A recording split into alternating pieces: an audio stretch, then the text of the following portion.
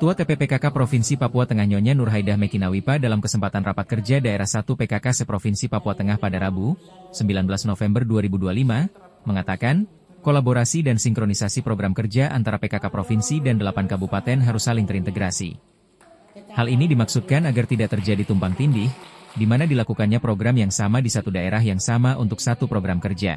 Kolaborasi program ini dilakukan dalam tujuan saling mengisi program kerja dalam pelayanan masyarakat sesuai tupoksi TPPKK, di mana nantinya TPPKK Provinsi Papua Tengah akan turut mengambil bagian dalam program pelayanan masyarakat di 8 kabupaten yang belum atau tidak bisa dilakukan oleh TPPKK tingkat kabupaten. Selain itu, Ketua PKK Papua Tengah Nyonya Nurhaidah Mekinawipa menekankan tentang pentingnya manajemen administrasi pelaporan program kerja PKK mulai tingkat kampung, kelurahan, distrik, hingga kabupaten yang nantinya akan dilaporkan PKK Provinsi ke tingkat pusat.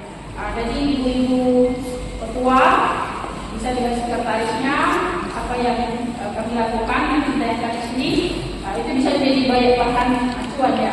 Itu kita di kabupaten juga bisa melakukan hal yang sama, karena dari PKK juga bukan hanya pelayanan terus kegiatan, tapi administrasi juga kita dituntut karena dari pusat juga menuntut itu kepada kita ya. Pelaporan dari kampung-kampung, distrik-distrik, kabupaten ke provinsi kita juga akan teruskan ke pusat dalam bentuk laporan. Lewat pertemuan ini saya juga mau sampaikan ibu-ibu ketua dan semua tim apa yang kira-kira provinsi bisa lakukan untuk intervensi sebuah program yang menjadi kebutuhan masyarakat.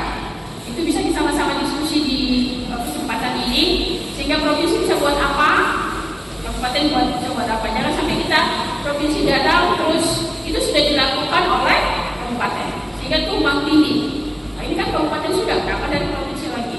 Sekali lagi kita tidak punya kewenangan sampai ke masyarakat. Kalau ada, tentu kita harus berdiskusi dengan setiap ketua tim penggerak PKK dari 8 kabupaten yang ada. Dalam kesempatan tersebut, Ketua TPPKK Provinsi Papua Tengah Nyonya Nurhaidah Mekinawipa secara simbolis menanam bibit pohon kelor sebagai langkah pemanfaatan pekarangan lestari yang nantinya bisa diterapkan oleh masyarakat, di mana daun kelor memiliki banyak manfaat sebagai tanaman sayuran bergizi. Pada kesempatan Rakerda 1 tersebut, Dinas Pertanian, Pangan, Kelautan, dan Perikanan, P2KP, Provinsi Papua Tengah hadir memberikan sosialisasi pemanfaatan pekarangan lestari, P2L, di mana program pekarangan lestari dapat membantu keluarga dalam pemenuhan pangan segar dan bergizi secara mandiri dengan hanya memanfaatkan pekarangan rumah masing-masing oleh masyarakat. Hal ini menjadi peluang, di mana selain dapat memenuhi kebutuhan pangan keluarga juga dapat membantu peningkatan ekonomi keluarga jika dipasarkan dalam mewujudkan ketahanan pangan mandiri dan kesejahteraan keluarga.